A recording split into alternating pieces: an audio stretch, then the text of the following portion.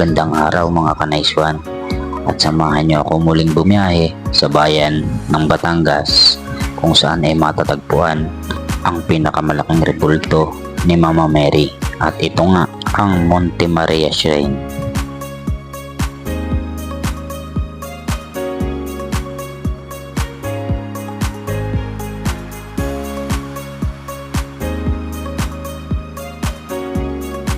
Hours later.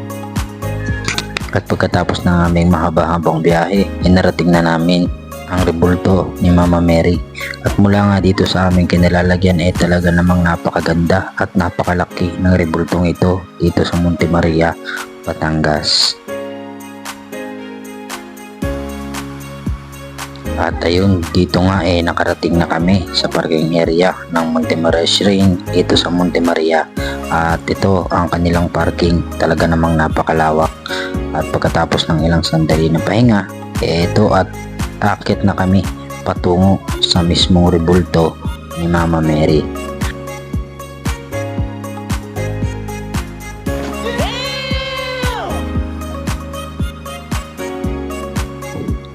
Alam nyo ba na ang Monte Maria Shrine ay patuloy na dinarayo dahil sa aking ganda nito at napakagandang tanawin sa paligid nito. At dahil na rin dito na ang Monte Maria Shrine ay talagang dinarayo at dinaragsa ng karamihan, ay suggest na kung kayo ay bibisita at pupunta dito weekdays, lalo na kung kayo ay mayroong mga kasamang bata, weekdays kayo pumunta nang sa ganon hindi masyadong maraming tao. At kami nga ay pumunta dito weekend, kaya naman mapapansin ninyo at talaga namang napakaraming tao nandito sa aming likuran. At kung inyong mapapansin kami nandito na sa may bandang First Class Walk of the Philippines. So ito under maintenance pa sa ngayon at hindi pa bukas sa publiko. Pero dito nandito na kami sa may bandang kalahati at malapit na sa mismong rebulto ni Mama Mary. At dito nga magandang spot ng pagpipicture o selfie, lalo na at marami kayong magkakasama. Ito ang magandang spot para sa selfie mula sa rebulto. At mula rin dito makikita nyo at tanaw na tanaw ang kagandahan ng karagatan ng Batangas. At bago nga tayo tuluyang umakyat sa paanan ng rebulto ni Mama Mary, hindi tayo nagpauli sa pagsiselfie, pag-picture-picture ng ating mga kasamahan. Shoutout sa Ada Crab Riders Club ng Rizal. At let's go, punta na tayo dahil mainit na at medyo malapit-lapit na tayo sa paanan ng rebulto ni Mama Mary. Ito ang aking asawa at talaga namang nakataklob pa ang kanyang mukha dahil sa sobrang init ng panahon. At syempre isang big shoutout sa iyo sir, shoutout po.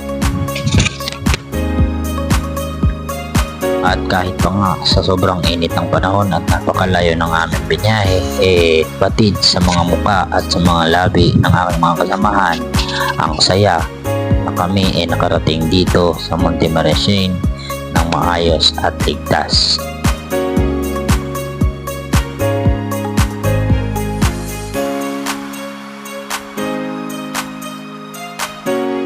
Mga kanaiswan, dito nandito na kami sa paanan ni Mama Mary.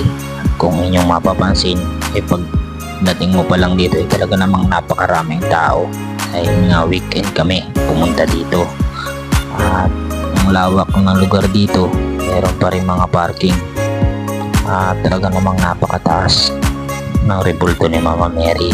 At dito sa baba nito makikita ninyo ang kagandahan at kalawakan ng karagatan ng Batangas. At dito rin makikita ang magagandang bundok at tanawin mula dito sa paanan ni Mama Mary.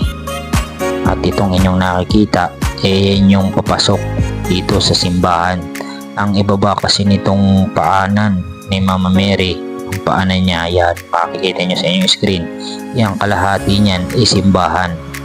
At ang kabaak naman yan sa ibaba kantin kung saan pwede kayong kumain, bumili ng tubig. At alam nyo ba mga kanaiswan na ang Monte Maria Shrine dito sa Monte Maria, Batangas ay isa sa pinakamataas na rebulto sa buong mundo dahil pasok nga ito sa 10 pinakamataas na rebulto sa buong mundo. At ito nga ay mayroong taas na 322 feet at may stairs na 420 step. 10 hours later. At kung kayo naman ay aakyat sa tinatawag nilang viewing deck, kaya dito kayo magbabayad sa may kantin. At ito nga yung tinatawag nilang viewing deck sa may kamay ni Mama Mary. At dito may entrance na 150 per head sa adult, at sa senior and children is 100 pesos. So dito yan matatagpuan sa may kantin at yung papasok ng elevator patungo sa viewing deck. At dito ay nakapila na ang aming grupo sa pagpasok sa elevator. Ayan, shoutout po sa inyo sa ating mga kasamahan. Yan ang ating kasamahan mula sa Rizal, ang Ada Crab Riders Club. At dito nga nandito na tayo sa viewing deck. At syempre huwag kalimutan ng selfie. At syempre kitang-kita natin ang mga tanawin mula rito sa kamay ni Mama Mary. Ito nga ang makikita ninyo kapag nandito kayo. Kitang-kita ang first walk class in the Philippines at mga kabundukan. Kitang-kita rin mula rito ang mga kalsada at ang napakalawak na karagatan ng Batangas.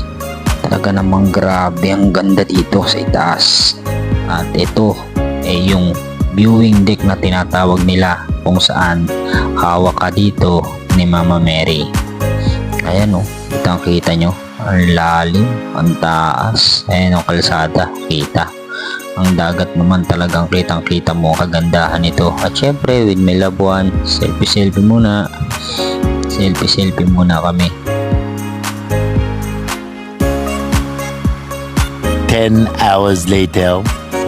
So ayun guys, at na inyong nasaksihan ang pag-akyat namin sa kamay ni Mama Mary, kung tawagin ni viewing deck, at inyong nasilayan ang kagandahan ng Monte Maria Shrine dito sa Batangas. At isang big shoutout po sa Ada Crab Riders Club ng Rizal.